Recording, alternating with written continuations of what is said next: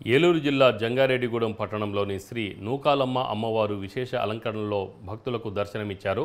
నూకాలమ్మ అమ్మవారి ఉత్సవమూర్తికి నీరాజన మహామంత్ర పుష్పం, సాయం సంధ్యా హారతి పూజలు, పంచామృతాలు, పుణ్య నదీ జలాలు, వివిధ రకాల పండ్ల రసాలతో అభిషేకాలను ప్రధాన అర్చకులు మనోజ్ శర్మ నిర్వహించారు. అమ్మవారి రజత వస్త్రం తయారీకి త్రిపుర సుందరి రమేష్ దంపతులు వెండిని సమర్పించినట్లు ఆలయ చైర్మన్ సత్యనారాయణ తెలిపారు.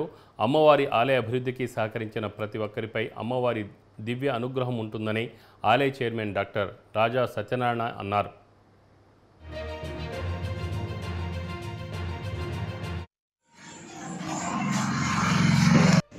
జంగారెడ్డిగూడెం పట్టణానికి ఉత్తరాన వేంచేసి ఉన్న శ్రీ శ్రీ శ్రీ నూకాలమ్మ అమ్మవారి యొక్క దివ్యాలయ సన్నిధానం నందు అమ్మవారికి ఈరోజు శుక్రవారం సందర్భంగా వేకువజాముంచే ప్రాతకాల పూజలు మరియు లలితా సహస్రనామ కుంకుమార్చన సేవలు, తదనంతరం అమ్మవారి యొక్క మూల విరాట్కి ఏకాదశ మంగళ నీరాజనాలు, ఉత్సవ విగ్రహానికి పంచామృత అభిషేకములు, వేద దర్బార సేవ, చతుర్వేద స్వస్తి, నీరాజన మహామంత్ర పుష్పాలంతా కూడా సభక్తిపూర్వకంగా అమ్మవారి పూజాధికారులు చేయడం జరిగింది.